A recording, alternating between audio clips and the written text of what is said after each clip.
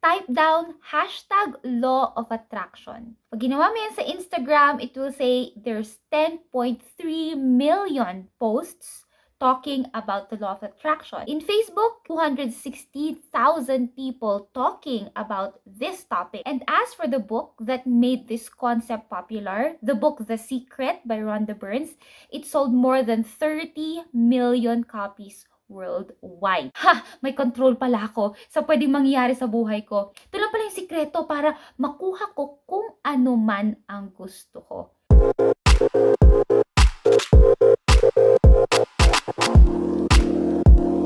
Hey everybody, welcome to another video, and as we've said in our introduction, this is all about the law of attraction. The law of attraction says that the universe will work to give you everything that you want. And when you say you want, the things that you always think about. So in short, paano ba yan? Tagalog natin. Pag sinabi natin law of attraction, sinasabi doon na kung ano man yung lagi mong iniisip, lagi mong sinasabi, at pinaniniwalaan, yun yung mga bagay na mangyayari sa paligid mo o sa buhay mo. For example, if you want to be wealthy, then you always have to think about wealth, talk about wealth, and believe 100% that you are going to be wealthy. As the law of attraction says, you are going to attract that energy, you're going to attract all of these things, and another favorite word a lot of people use, you're going to manifest your thoughts. Ang kadalasan ko talagang nakikita ay yung mga litrato or pictures of houses, cars, or yung mga marangyang pamumuhay na pinupost nila on social media, and then they're going to put hashtag law of attraction, which implies that they are actually posting these things, they are talking about these things, they are putting images everywhere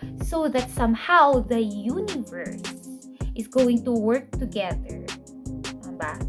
And give them exactly what they want. Now, one big reason why a lot of people think that this is a Christian concept is that there are a lot of Bible verses that has been linked to this idea. Let me mention some of these Bible verses. Mark chapter 11 verse 24, "Therefore I tell you, whatever you ask for in prayer, believe that you have received it and it will be yours." Another one is Matthew chapter 21 verse 22. It says, "If you believe, you will receive whatever you ask for in prayer." So from there, if you read those Bible verses as is, like if you're not going to read the whole story behind all of those Bible verses, you can say, oo nga no, sabi doon, lahat daw nanghihilingin ko, basta maniwala ako, matatanggap ko. Although there's truth to this idea that faith is important, that your tongue or your words are powerful, it doesn't necessarily mean that you can dictate life and whatever it is that's going to happen around you just by saying it, just by thinking about it. Guys, you have to read the Bible more, not just chosen Bible verses, but you have to read the entire story behind every Bible verse. Let's just look at James chapter 4 verses 2 to 3. You want things, but you cannot have them, so you are ready to kill. You strongly desire things, but you cannot get them, so you quarrel and fight. You do not have what you want because you do not ask God for it. And this is another Bible verse na kadalasang ginagamit din. No? Sabi nun, you don't have because you don't ask. So what you need to do is ask. Ask for it. Ask the universe or ask God. But in verse 3, ito yung minsan kinaliligtaan eh. And when you ask, you do not receive because your motives are bad. You ask for things to use for your own pleasure. Yes, andun yung faith mo dapat. Pero, kailangan tanungin mo muna yung sarili mo. Tama ba yung motive ko? Bakit ko to gusto? Para sa akin, may dalawang bagay na talagang sablay when you talk about the law of attraction. And what I'm going to say is based on what I've seen throughout these years. First thing I noticed is that it's very materialistic in nature. As believers, we are taught that it is so much better to save up, not here on earth, but in heaven. Diba? Ibig ko sabihin, very materialistic in nature talaga yung idea of law of attraction because it just talks about earthly prosperity.